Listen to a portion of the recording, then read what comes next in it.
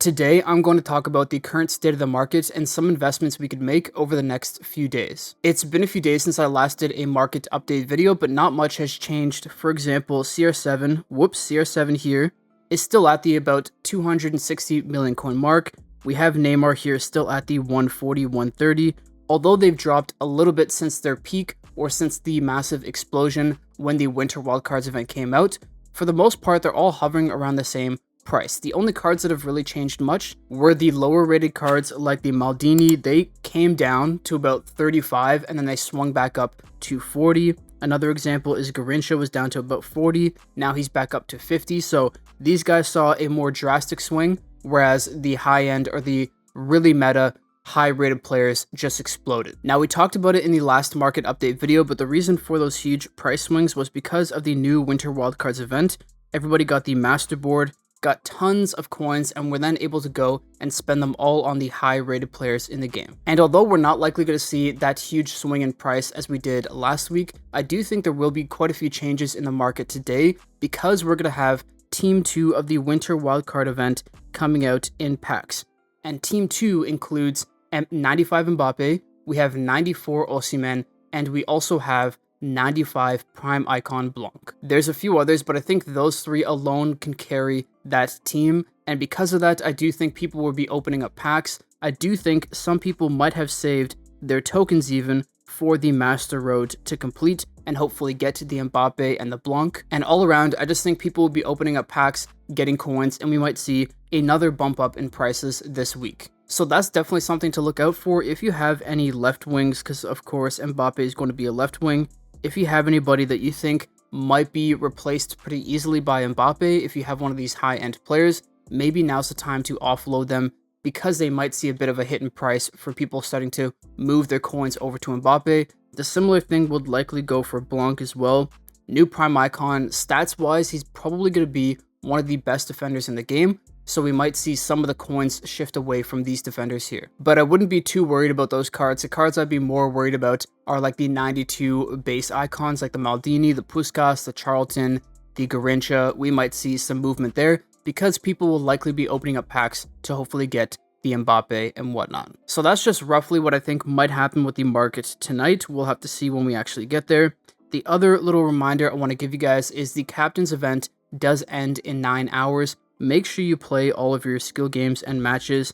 Try to get as many captain's points as you possibly can, because there is a chance that we might get an exchange where we could give in captain's points for something else in the game. Hopefully some of the points that go towards the Winter Wildcard Master Board, but there's no way to tell. But it's better to be safe than sorry. Speaking of other events though, the mystery signings is coming up. I believe this Friday we will be able to claim the final reward, which does mean we will get, or most people will get, the milestone rewards. Once again, it's the 90 tradable plus a Mascherano, 91 untradable plus 2 Dudeks, and 92 untradable plus 1 Dudek. The last time this happened, the 90s absolutely crashed.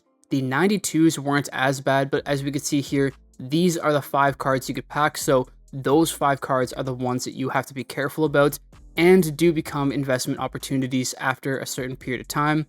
And the 91s didn't have as much of an effect. But this is something to keep an eye out for if you have tradable 90s or tradable 92s.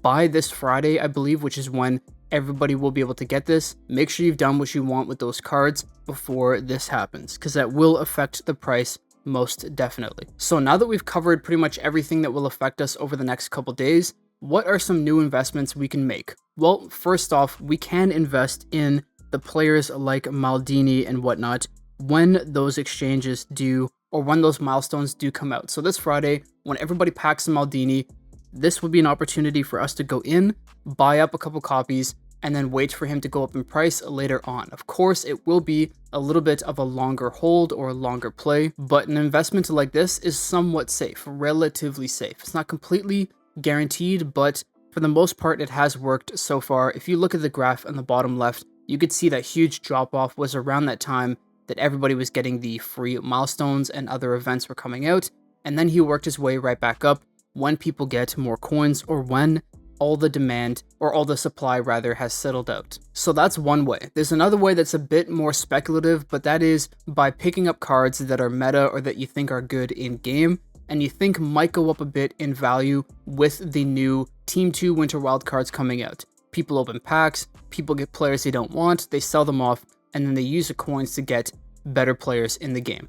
Not to mention, we do have that Master Road, and if they create an exchange where you could trade in your captain's points for more of these Winter Wildcard tokens, it's going to get a bit crazy. People will definitely have more coins to spend, so buying up some meta players might be a move, but like I said, it's way more speculative. I'm personally not going to do it, but if you want to go for the gamble or go for the risk, you can. And the final investment opportunity, in my opinion, is the Team of the Week cards. Each week we get a new Team of the Week. Some of the players are really good and really cheap for the ratings and the player stats that they have. So if you pick up the cards while they're in packs and while they're cheap, and then wait for them to go out of packs, which happens when the new Team of the Week comes out, you can then possibly make some profit. And I've done it a handful of times with a few different Team of the Week players. If we look at the players that are in this current Team of the Week, we'll go over here to program. The main guys are Luka Modric. We have Kim Min-jae here. Wirtz is actually a decent card. Even Saint Maximum, maybe if you're running a formation with left mid and right mid. Aside from that, there's a few other decent ones, but those are the main three, I would say. Modric looks really good considering his passing and dribbling stats and the fact that he is a center attacking mid instead of his normal center mid, which I think is a huge bonus, but of course his stats are nowhere near his 95 center mid, so that'll affect his price a little bit. The best one I think from the current Team of the Week is actually Kim Min-jae. He's an 89 rated first off, which means you could use Dudex to rank him up a lot. He's got good pace, good defending, good physical. He's 6'3", and he's only, well, when I bought him, I bought a couple copies on my other account. He was 1.85 million. Now he's up to 2 million. I think he could go further past that because he is a good center back in game. So investing in Team of the Weeks is actually a decent way to make coins in the game, and it's usually something that's forgotten by people because Team of the Week players in general are forgotten by players because they're not a main event card. They only come out in certain exchanges and packs. So each week I take a look at the cards that are currently out and see which ones are worth picking up. But as I said, the other two that I think are worth at least looking at, maybe not investing in, but Saint Maximum, 92 pace, 90 dribbling, pretty good. And Wirtz as well, decent stats. Not the best, decent stats. But with that, that is all for the investments. I do want to share one other thing that I did. I did sell Luka Modric purple at 180 million coins. And something I forgot to mention earlier is that for these high rated players, the base version went up a ton. And when this initially happened, so did all of the ranked up versions, but because we keep getting new or we keep getting free Mascherano's and Dudex, you could see right away here, the ranked up versions are no longer going for a premium. And that's because before people would have the base version of a card or buy the base version of a card, rank them up and then sell them for like 30, 40, 50 million coins profit. But what happens then is that now there's way more ranked up copies on the market than base copies. So the ranked up copies go down in value because there's too many people selling them, but the base copies hold their value because there's less of them on the market, since we can't revert ranked up copies back to their base form. So keep that in mind whenever we see a huge price spike. Just know that if we get free Mascherano's in the future, it does mean that these ranked up copies will go down in price pretty quickly, and there's going to be quite a bit of sell-off.